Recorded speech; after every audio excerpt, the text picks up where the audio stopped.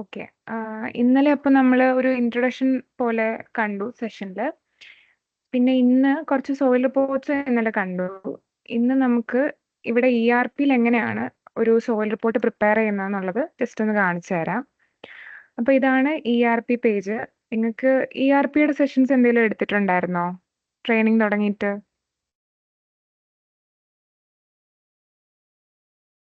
Hello? ഇല്ല. ഇല്ല. Okay. അത് നിങ്ങളുടെ ടോപ്പിക്കിൽ ഇൻക്ലൂഡഡ് ആണോ എന്ന് എനിക്കറിയില്ല. ഇവിടെ നമുക്ക് 2 പേജസ് ഉണ്ട്. V2 എന്ന് പറഞ്ഞ് PMC എന്ന് പറഞ്ഞ പേജ് ഉണ്ട്. PMCയിൽ പ്രൊജക്ട് മാനേജ് ചെയ്യാനുള്ള റിലേറ്റഡ് ആയിട്ടുള്ള കാര്യങ്ങളാണ്. V2-ൽ ബാക്കി നമ്മുടെ എംപ്ലോയർ റിലേറ്റഡ് ആയിട്ടുള്ള കാര്യങ്ങളും പിന്നെ ഈ ഒരു ജിയോ ടെക്നിക്കൽ സെഷനും ആ ഒരു സെക്ഷനും ഇവിടെയാണ് വരുന്നത്. അപ്പോൾ ഇതിൽ നമുക്ക് ജിയോടെക് എന്ന് പറഞ്ഞ ഒരു സെക്ഷൻ ഉണ്ട്. അതിനകത്ത് പല ഓപ്ഷൻസ് ഉണ്ട്. നമുക്ക് സോയിൽ റിപ്പോർട്ട്സ് മാനേജ് ചെയ്യാനുള്ള ഓപ്ഷനും പൈലോഡ് അതിന്റെ പ്രൊസീജിയർ ലോഡ് ടെസ്റ്റിന്റെ കാര്യങ്ങൾ അങ്ങനെയൊക്കെയുള്ള ഓപ്ഷൻസ് ഒക്കെ ഉണ്ട്. അപ്പൊ ഇതിനകത്തില് നമുക്ക് ഞാൻ ഇന്നലെ കാണിച്ച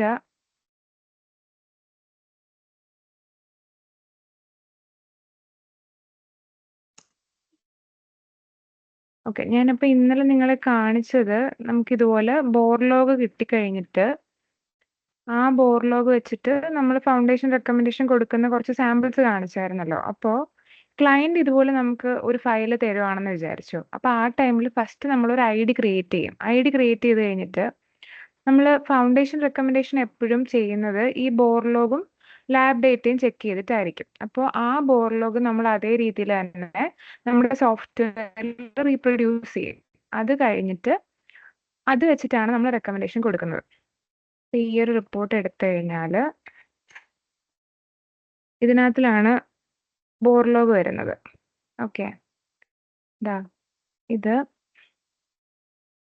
ഇതാണ് ഇപ്പൊ നമ്മൾ ഇവിടുന്ന് ഇഷ്യൂ ചെയ്യുന്ന ഒരു റിപ്പോർട്ടിന്റെ ഒരു സാമ്പിൾ എന്ന് പറഞ്ഞാൽ. അപ്പോൾ ഇതാണ് ഇവിടുത്തെ ID നമ്പർ 12383. ആ IDയിൽ ഇവരിൽ 6 ബോർഹോൾ ഉള്ളതിൽ ഒരു ബോർഹോൾ നമ്മൾ ക്രിയേറ്റ് ചെയ്തിട്ടുണ്ടായിരിക്കും. അപ്പോൾ അത് ബേസ് ചെയ്തിട്ട് റെക്കമെൻഡേഷൻ കൊടുക്കും 12383. അപ്പോൾ ഇതെടുത്തിട്ട്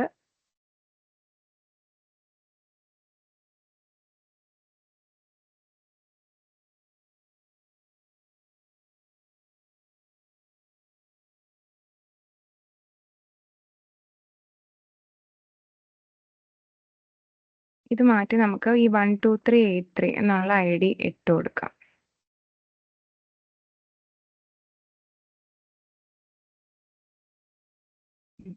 ഇതാണ്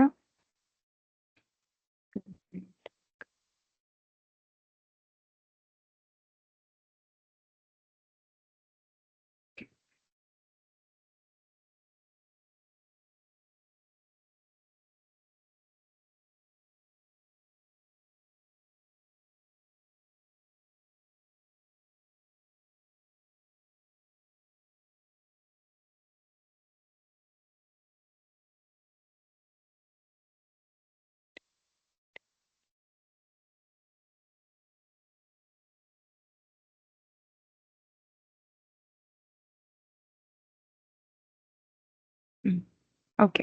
ഇതിൽ BH2 ആണ് നമ്മൾ എൻ്റർ ചെയ്തേക്കുന്നത്. ഇപ്പൊ നമുക്ക് മോർ ദാൻ 1 ബോർഹോൾ കിട്ടുന്നുണ്ടെന്ന് വിചാരിച്ചു. ഇപ്പൊ നമുക്ക് ഇതൊരു ഗവൺമെന്റ് പ്രൊജക്റ്റ് ആണ്, ഇറിഗേഷൻ ഡിപ്പാർട്ട്മെന്റിന്റെ വർക്കാണ്.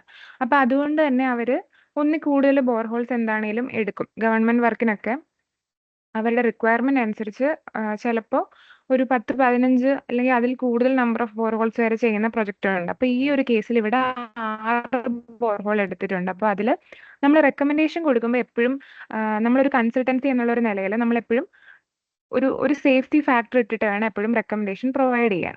അപ്പോൾ ഇതിനകത്തിൽ വേഴ്സ്റ്റ് ആയിട്ടുള്ള ബോർഹോൾ എടുത്ത് നോക്കിയിട്ട് നമ്മൾ അതനുസരിച്ച് വേണം റെക്കമെൻഡേഷൻ പ്രൊവൈഡ് ചെയ്യാം. ഇപ്പോൾ ഈ 6 ബോർഹോൾ ഉള്ളതിലും എൻറ്റയർലി ഡിഫറെൻ്റ് ആയിട്ടുള്ള ബോർഹോൾസ് വരുവാണെന്ന് വിചാരിച്ചു. അങ്ങനെയാണെങ്കിൽ നമ്മൾ പർട്ടിക്കുലർലി ആ ഒരു ബോർഹോളിന് പറ്റിയ രീതിയിലുള്ള റെക്കമെൻഡേഷൻ കൊടുക്കണം. ഇതിപ്പോ നമുക്ക് ഈ ഒരു വലിയ സൈറ്റ് ആയിരിക്കും, നമുക്ക് സൈറ്റിന്റെ ഡീറ്റെയിൽസ് ഇവർ തന്നേക്കുന്ന ഫയലിലുള്ള ഡീറ്റെയിൽസ് മാത്രമേ നമ്മുടെ കയ്യിലുള്ളൂ. ഇതിപ്പോ ഒരു ഗവൺമെന്റ് വർക്ക് ആയതുകൊണ്ട് അവർ കുറെ ഡീറ്റെയിൽസ് പ്രൊവൈഡ് ചെയ്യും. പക്ഷെ അല്ല, പ്രൈവറ്റ് ഒക്കെ ആണെങ്കിൽ നമുക്ക് അത്രയും ഡീറ്റെയിൽസ് കിട്ടില്ല. അപ്പൊ അത് വെച്ചിട്ട് ഇവരെടുത്ത് വെച്ച ഈ ഒരു ഡേറ്റ വെച്ചിട്ടാണ് നമ്മൾ റെക്കമെൻഡേഷൻ കൊടുക്കുന്നത്. പക്ഷെ സൈറ്റിൽ അവരത് എക്സിക്യൂട്ട് ചെയ്യുമ്പം എക്സാക്ട്ലി ഈ ഒരു രീതി ആയിരിക്കണം എന്നില്ല. അപ്പം നമുക്ക് കിട്ടിയ ഡേറ്റ വെച്ചിട്ട് നമ്മൾ അനലൈസ് ചെയ്ത് റെക്കമെൻഡേഷൻ കൊടുക്കുന്നു. അതാണ് നമ്മൾ ആക്ച്വലി ചെയ്യുന്നത് ഫൗണ്ടേഷൻ റെക്കമെൻഡ് ചെയ്യുമ്പോൾ.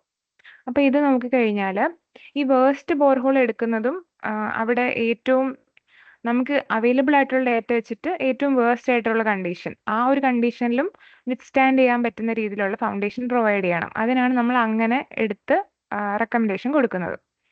ഓക്കെ, അപ്പൊ ഇവിടെ ഇപ്പോൾ ഇവിടെ ടോപ്പിൽ ഫുള്ള് ക്ലേ ആണ്. അതപ്പോൾ നമ്മൾ ആ ഒരു ലെയർ എൻ്റർ ചെയ്തിട്ടുണ്ട്, സിൽറ്റി ക്ലേ. അത് ലാബ് ഡേറ്റയും കൂടെ നോക്കിയിട്ടായിരിക്കും, സിൽക്ക് കണ്ടന്റ് ഉള്ളതുകൊണ്ടായിരിക്കും നമ്മൾ സിൽറ്റി ക്ലേ എന്ന് പറഞ്ഞ് എൻ്റർ ചെയ്തേക്കുന്നത്. അതും എൻ വാല്യൂ ബേസ് ചെയ്തിട്ട് എൻ്റർ ചെയ്യും, ഡെപ്തും എൻ വാല്യൂ. അപ്പോൾ ഇവിടെ 1.5 മീറ്റർ, 3, 4.5. ഈ ഒരു 4.5 വരെ നമുക്ക് ക്ലേ ആണ്, അത് നമ്മൾ എൻ്റർ ചെയ്തിട്ടുണ്ട്. അത് കഴിഞ്ഞിട്ട് പിന്നെ വീണ്ടും ക്ലേ വരുന്നുണ്ട്, സിൽറ്റി സാൻഡ് വരുന്നുണ്ട്. ചില കേസസിൽ ഇപ്പം നമുക്ക് ബോർലോഗിലും ഈ ലാബ് ഡേറ്റയിലും ഡിഫറെൻ്റ് ആയിട്ട് ഡേറ്റ വരാൻ ചാൻസ് ഉണ്ട്. അപ്പോൾ നമ്മൾ എപ്പോഴും ലാബ് ബേസ് ചെയ്തിട്ടായിരിക്കും നമ്മൾ റെക്കമെൻഡേഷൻ പ്രൊവൈഡ് ചെയ്യുന്നത്. കാരണം ഇത് സൈറ്റിൽ ജസ്റ്റ് അവർ വിഷ്വൽ ഇൻസ്പെക്ഷൻ വഴി തന്നേക്കുന്ന ഡേറ്റയാണ്. ലാബാണ് കൂടുതൽ ആക്യുറേറ്റ് ആയിട്ടുള്ളത്, ലാബ് ഡേറ്റ. അപ്പോൾ അത് ബേസ് ചെയ്തിട്ട് അതും കൂടെ വെച്ചിട്ട് കമ്പയർ ചെയ്തിട്ട് നമ്മൾ അതിനനുസരിച്ച് ഡെപ്തും എൻ വാല്യൂം എൻ്റർ ചെയ്ത് കൊടുക്കും. അപ്പോൾ ഇവർക്ക് ഇതുപോലെ ഒരു ഗ്രാഫൊക്കെ ഇവർ കാണിച്ചിട്ടുണ്ട്. അതുപോലെ തന്നെ നമുക്കും സിമിലർ ആയിട്ട് നമ്മുടെ സിസ്റ്റത്തിൽ ഇതുപോലെ ഈ എൻ വാല്യൂ ബേസ് ചെയ്തിട്ട് ഓരോ ഗ്രാഫ് ഇങ്ങനെ ഗ്രാഫിക്കൽ റെപ്രസെൻറ്റേഷൻ പോലെ വരും. അത് കഴിഞ്ഞിട്ട് ഇപ്പോൾ നമ്മൾ റെക്കമെൻഡേഷൻ പ്രൊവൈഡ് ചെയ്യുന്നത് എന്താണെന്ന് നോക്കണം. അപ്പോൾ ഇതാണ് ഈ ഇൻപുട്ട് എന്ന് പറയുന്ന പേജിനകത്താണ് നമുക്ക് റെക്കമെൻഡേഷൻ സെലക്ട് ചെയ്യാനുള്ള ഓപ്ഷൻ വരുന്നത്. Raft, footing, tractor. ഞാൻ ഇന്നലെ പറഞ്ഞ പോലെ തന്നെ പൈലിന്റെ കാറ്റഗറി പെടുന്നതാണ് ഈ ട്രാക്ടറും അണ്ടർ റിംഡും ഒക്കെ. ഈ ഫൂട്ടിങ്ങും റാഫ്റ്റും നമ്മുടെ ഷാലോ ഫൗണ്ടേഷൻ, മറ്റ് ഇത് രണ്ടും ഡീപ് ഫൗണ്ടേഷൻ. അപ്പോൾ നമ്മൾ ഏത് ഡെപ്തിലാണോ ഈ ഫൗണ്ടേഷൻ കൊടുക്കാൻ ഉദ്ദേശിക്കുന്നത് ആ ഡെപ്ത് ഇവിടെ ടൈപ്പ് ചെയ്ത് കൊടുക്കണം.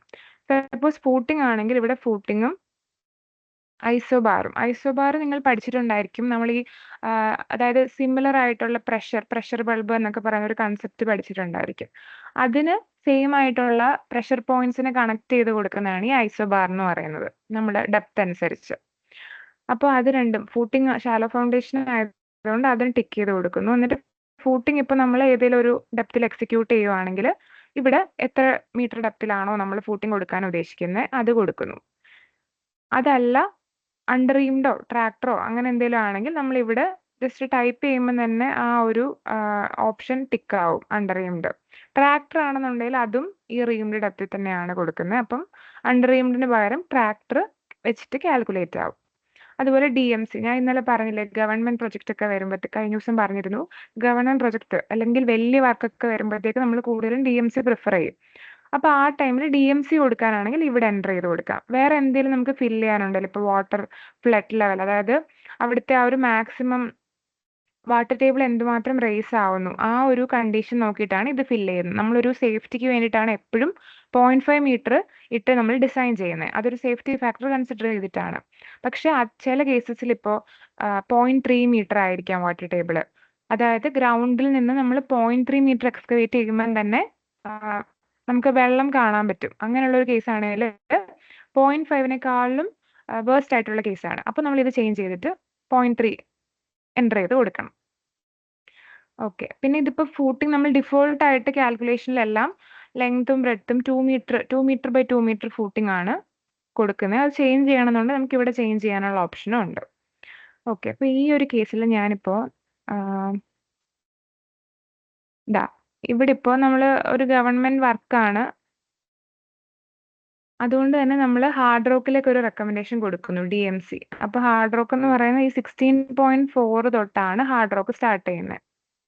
16.4 കഴിഞ്ഞ് താഴേക്ക്. അപ്പോൾ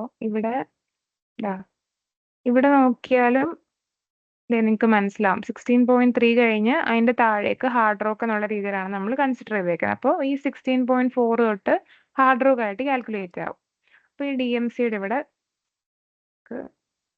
ഇത് DMCയുടെ ഇവിടെ 16.4 അല്ലെങ്കിൽ 16.5, നമുക്ക് റൗണ്ട് ചെയ്ത് 16.5 എന്ന് എടുക്കാം.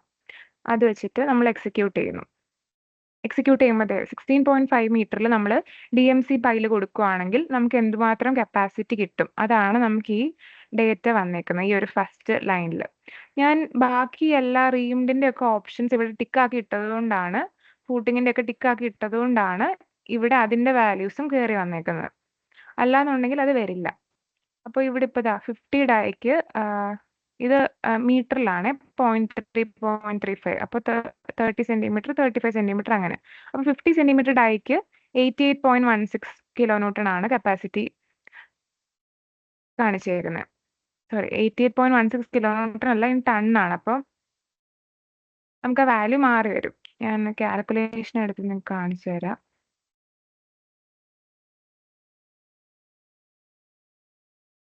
DMC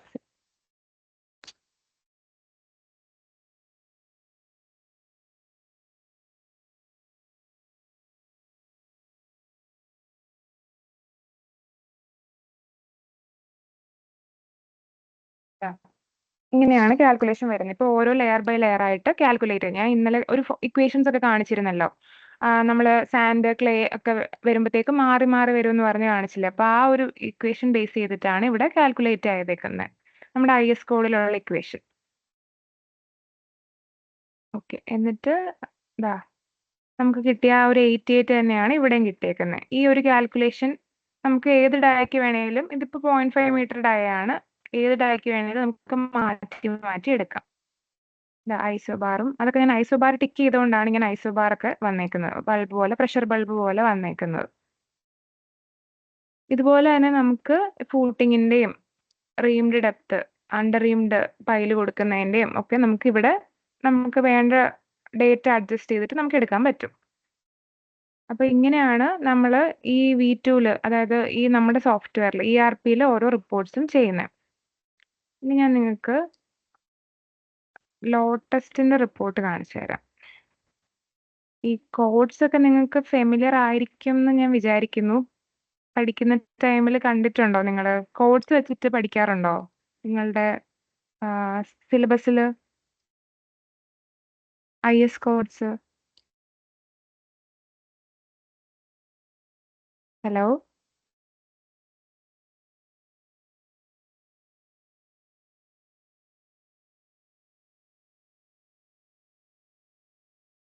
hello.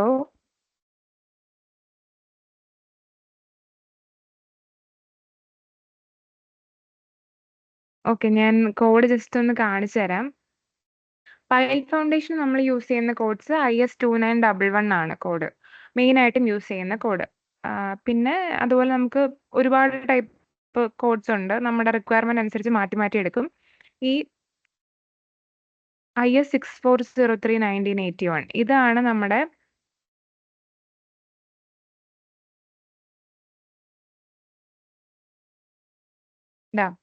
Bearing capacity shallow ഫൗണ്ടേഷന് വേണ്ടിയിട്ടുള്ള കോഡ്. ഞാൻ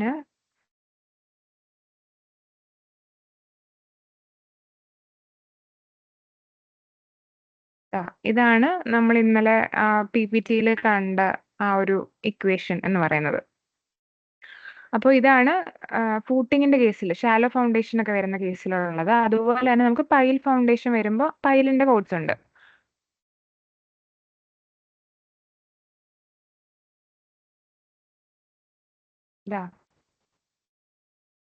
ഈ ഗ്രാനുലാർ സോയിൽസ് ആണെങ്കിൽ ഇങ്ങനെ വരും, കൊഹസീവ് ആണെങ്കിൽ ഇങ്ങനെ വരും. ഈ ഇക്വേഷൻ നമ്മൾ ഇന്നലെ കണ്ടിരുന്നു. ഓക്കെ, ഇനിയിപ്പോൾ ലോട്ടസ്റ്റ് എന്ന് പറയുന്നത് നമ്മുടെ പൈലിന്റെ, നമുക്ക് ഡിഫറെന്റ് ടൈപ്പ് ഓഫ് ടെസ്റ്റ് വരുന്നുണ്ട് സോയിലിൽ. അപ്പോൾ സോയിലിന്റെ സ്ട്രെങ്ത് അല്ലെ ബെയറിംഗ് കപ്പാസിറ്റി നമ്മൾ ചെക്ക് ചെയ്യാൻ വേണ്ടിയിട്ട് പ്ലേറ്റ് ലോഡ് ടെസ്റ്റ് ആണ് യൂഷ്വലി ചെയ്യാറുള്ളത്. അതുപോലെ തന്നെ നമുക്ക് പൈലിന്റെ കപ്പാസിറ്റി, നമ്മളിപ്പോൾ ഒരു പൈൽ, ഇപ്പം ഞാൻ പറഞ്ഞു പൈലിന് ഇത്ര കപ്പാസിറ്റി എന്ന് പറയുന്നത് നമ്മളുടെ ഈ റിപ്പോർട്ടിൽ നമ്മൾ റെക്കമെൻഡ് ചെയ്ത് കൊടുത്തിട്ടുണ്ട്. പക്ഷെ അത് അച്ചീവ് ചെയ്യുന്നുണ്ടോ എന്ന് അറിയാൻ വേണ്ടിയിട്ട് നമ്മൾ കണ്ടിരുന്നതാണ് പൈൽ ലോഡ് ടെസ്റ്റ്.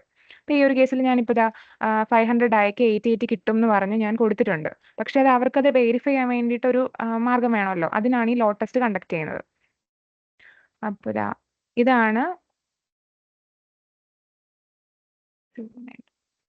ഇതാണ് ലോഡ് ടെസ്റ്റിന്റെ കോഡ് വരുന്നത്. ഇത് നിങ്ങൾ ജസ്റ്റ് ഒന്ന് റെഫർ ചെയ്ത് കഴിഞ്ഞാൽ നിങ്ങൾക്ക് മനസ്സിലാവും. നമുക്ക് പല ടൈപ്പ് ലോട്ട്സ് വരുന്നുണ്ട്. ഇനിഷ്യൽ ടെസ്റ്റും റുട്ടീൻ ടെസ്റ്റും.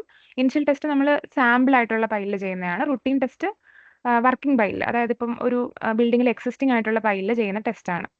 നമ്മൾ ഗൂഗിൾ ചെയ്യുമ്പോൾ തന്നെ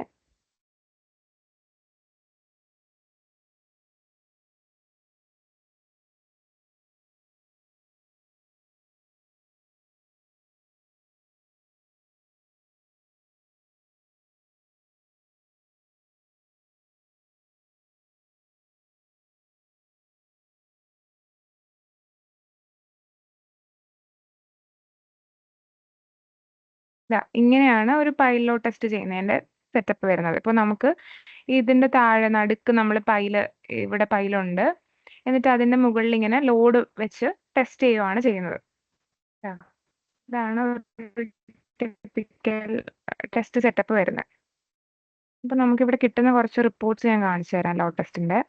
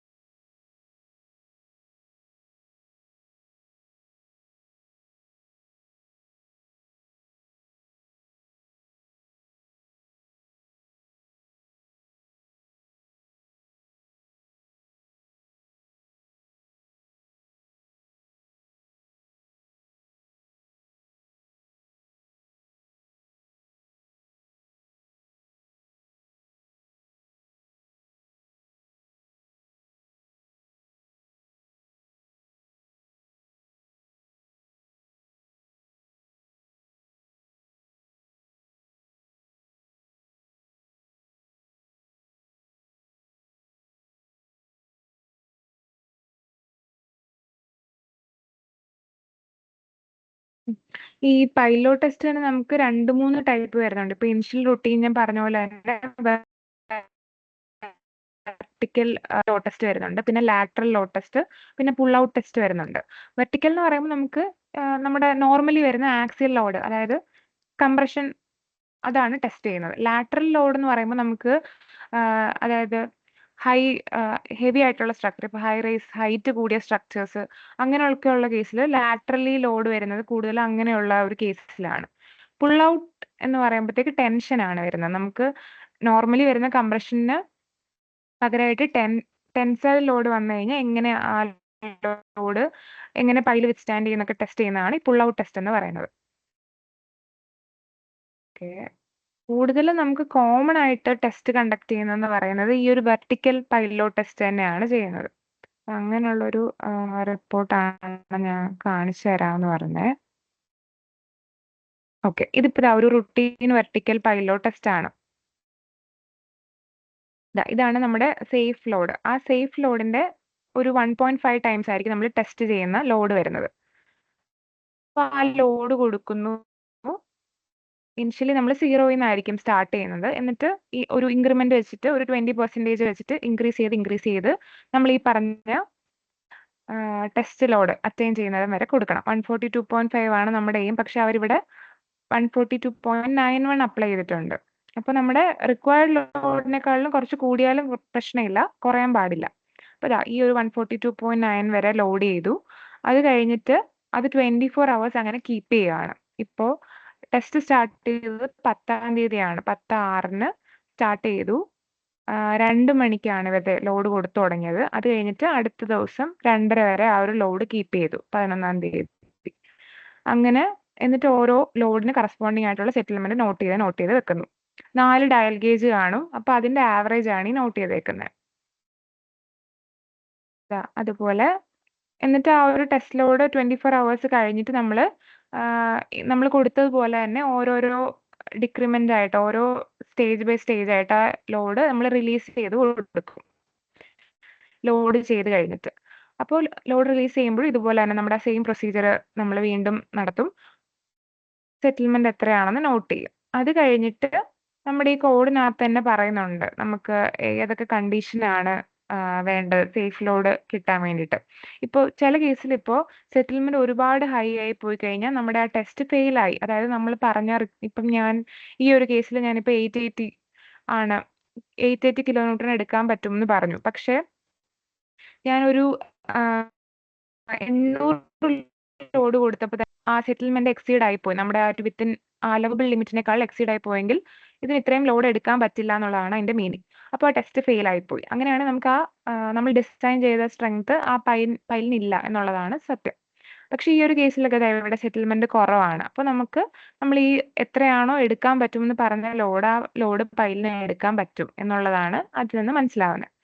അപ്പോൾ അത് കഴിയുമ്പോഴത്തേക്ക് നമ്മൾ ഇതുപോലെ ഇവിടെ റിപ്പോർട്ട് ഇങ്ങനെ റെക്കമെൻഡേഷൻ എഴുതി കൊടുക്കും.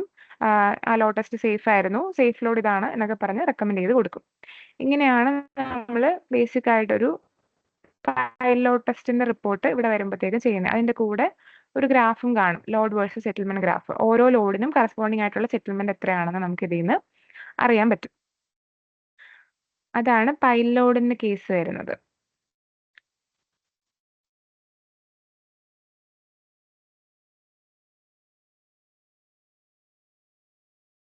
ഇതുപോലെ തന്നെ നമുക്ക് ലാറ്ററൽ ലോഡും വരുന്നുണ്ട്. അപ്പൊ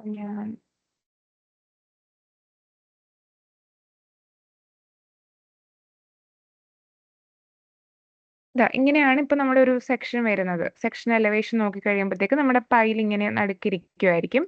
അപ്പോൾ അത് ഗ്രൗണ്ട് ലെവലിന്റെ താഴെ ആയിരിക്കുമല്ലോ പൈൽ എപ്പോഴും നിൽക്കുന്നത്. അപ്പോൾ അവിടുന്ന് ആ ഒരു ടോപ്പ് വരെ എത്തിക്കാൻ വേണ്ടിയിട്ട് നമ്മൾ എന്തെങ്കിലും ബ്ലോക്ക് ഒക്കെ വെച്ചിട്ട് സപ്പോർട്ട് ചെയ്ത് കൊടുക്കും.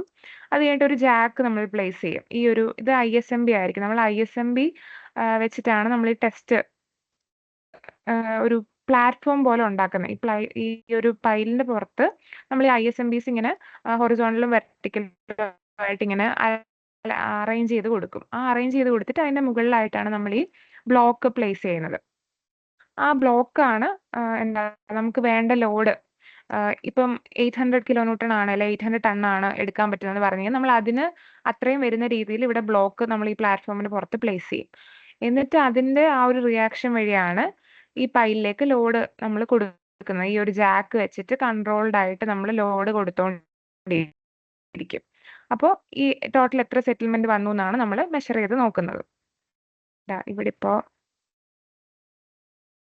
ഇവരിവിടെ കെൻലെഡ്ജ് ഡീറ്റെയിൽസ് എന്ന് പറഞ്ഞിട്ടുണ്ട്. കെൻലെഡ്ജ് എന്ന് പറയുന്ന ഒരു പ്ലാറ്റ്ഫോം ആണ്, ആ ലോഡ് പ്രൊവൈഡ് ചെയ്യാൻ വേണ്ടിയിട്ടുള്ള പ്ലാറ്റ്ഫോം. അതിന് ഇവര് ബ്ലോക്ക് ഇതിനകത്തിൽ 70 നമ്പർ ഓഫ് ബ്ലോക്ക് യൂസ് ചെയ്തിട്ടുണ്ട്. ഞാൻ ഈ കാണിച്ച സെറ്റപ്പ് അല്ല, അത് ജസ്റ്റ് ഒരു എക്സാമ്പിളാ.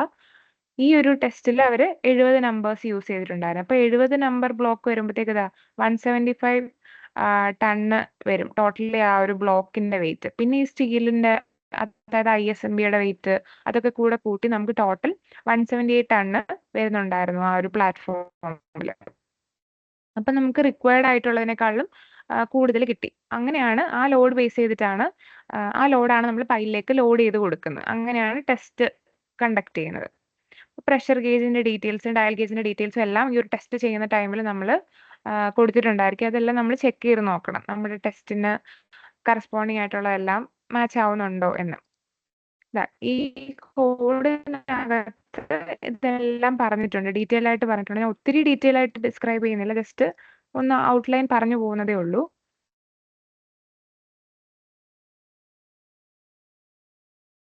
ഓക്കെ, അങ്ങനെയാണ് ഈ ഒരു ലോഡ് ടെസ്റ്റിന്റെ കേസ് വരുന്നത്. ഞാൻ പറഞ്ഞതുപോലെ നമ്മുടെ ERPയിൽ ലോഡ് ടെസ്റ്റിന്റെ ഡേറ്റയും എൻ്റർ ചെയ്യാൻ വേണ്ടിയിട്ട് നമുക്ക് പ്രൊവിഷൻ ഉണ്ട്. ഈ ലോഡ് ടെസ്റ്റ് റിപ്പോർട്ട് എടുത്തു കഴിഞ്ഞാൽ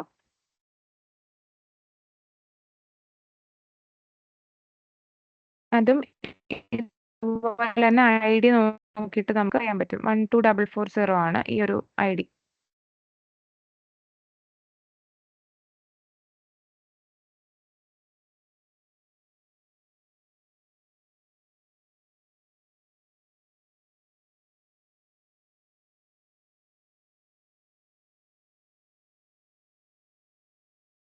ദാ ഇതുപോലെ ഓരോ ഇതിനും കറസ്പോണ്ടിങ് ആയിട്ടുള്ള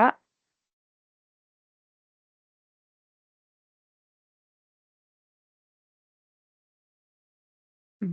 ദാ 0. അപ്പൊ 0 ലോഡിന് കറസ്പോണ്ടിങ് ആയിട്ട് നമ്മൾ 0 mm 00 ന്നാണ് ടെസ്റ്റ് സ്റ്റാർട്ട് ചെയ്യുന്നത്. പിന്നെ 18.39 വരുമ്പോൾ അവിടെ ആവറേജ് സെറ്റിൽമെന്റ് വന്നേക്കുന്നത് 0.04 ആണ്. ദാ അങ്ങനെ ഓരോന്നും നമ്മൾ എൻ്റർ ചെയ്ത് കൊടുക്കും.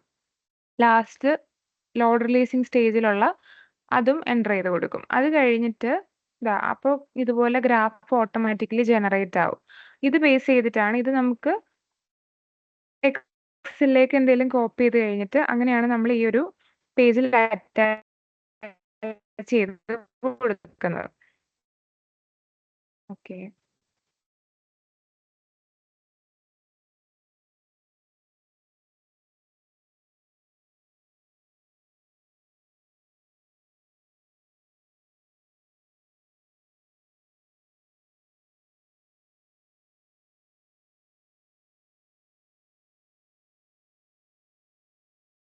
അതാണ് ഇപ്പൊ നമുക്ക് പൈലോട്ട് ടെസ്റ്റിന്റെ കേസിൽ നമുക്ക് പറയാൻ വേണ്ടിയിട്ടുള്ളത്. പിന്നെ ഞാൻ ജനറലി നിങ്ങൾക്ക്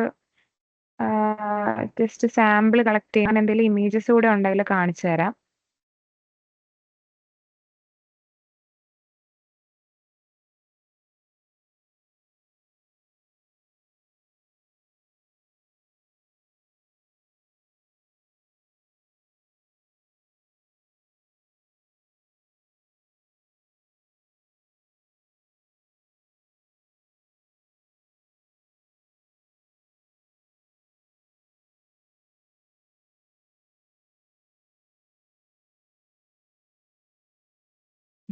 ഇതൊക്കെ ഈ നമ്മുടെ ലാബ് ഡേറ്റ ഇങ്ങനെ ആയിരിക്കും ഇരിക്കുന്നത്. അപ്പം ഓരോന്നിന്റെ കോമ്പോസിഷൻ ഇതിനകത്തിൽ കാണിക്കും. ഗ്രാവല്, സാൻഡ്, സിൽറ്റ്, ക്ലേ ഒക്കെ എത്ര പെർസെന്റേജ് ആണ്, ലിക്വിഡ് ലിമിറ്റ്, ഡെൻസിറ്റി അങ്ങനെയൊക്കെ ഉള്ള വാല്യൂസ് ഒക്കെ ഉണ്ടായിരിക്കും. പിന്നെ ഓരോ പ്രൊജക്റ്റ് അനുസരിച്ച് അത് മാറി മാറി വരും. എല്ലാം ഇത്രയും ഡീറ്റെയിൽഡ് ആയിട്ട് ചിലപ്പോൾ പ്രൈവറ്റ് പ്രൊജക്ട്സിലൊന്നും കൊടുക്കണം എന്നില്ല. ഇതിപ്പോൾ ഗവൺമെന്റ് വർക്ക് ആയതുകൊണ്ടാണ് ഇത്രയും ഡീറ്റെയിൽഡ് ആയിട്ട് ഇതിനകത്തിൽ കൊടുത്തേക്കുന്നത്.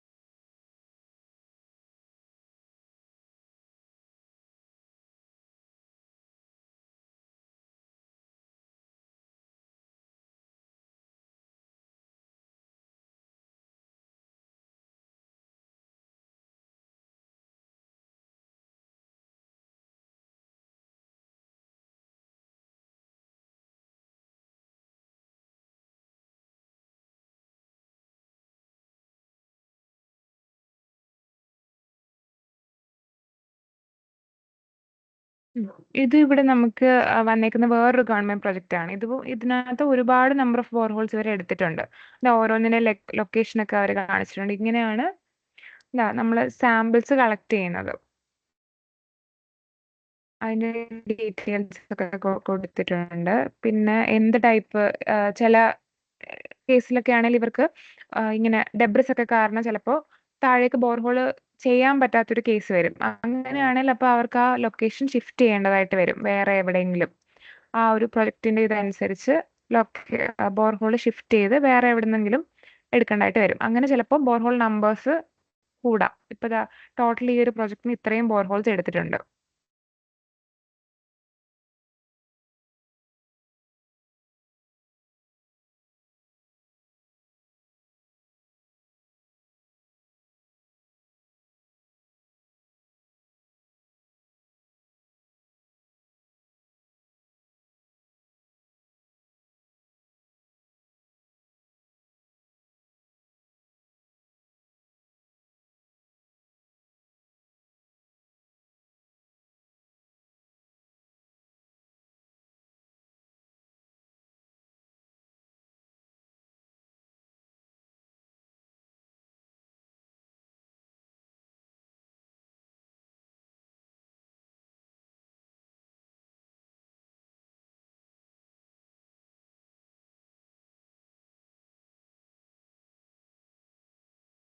ഓക്കെ. പിന്നെ നിങ്ങൾക്ക് എന്തെങ്കിലും ഡൗട്ട്സ് ഉണ്ടോ? ഇപ്പൊ ജിയോ ടെക്നിക്കൽ സൈഡിൽ നിന്ന് ഇപ്പൊ ഇന്നലെ കഴിഞ്ഞ സെഷനിൽ നിന്നും അല്ലെങ്കിൽ ജനറലി എന്തെങ്കിലും ഡൗട്ട്സ് ഉണ്ടെങ്കിൽ ചോദിക്കാം. ഇന്ന് ഒരുപാട് ഡീപ്പായിട്ടൊന്നും പറയാൻ വേണ്ടിയിട്ടില്ലായിരുന്നു. ജസ്റ്റ് ഒരു നമ്മളെ പറ്റിയും പിന്നെ ജനറലി കുറച്ചിട്ടായിരുന്നു. എന്തെങ്കിലും ഡൗട്ട് ആയിട്ടുണ്ടോ? ഹലോ.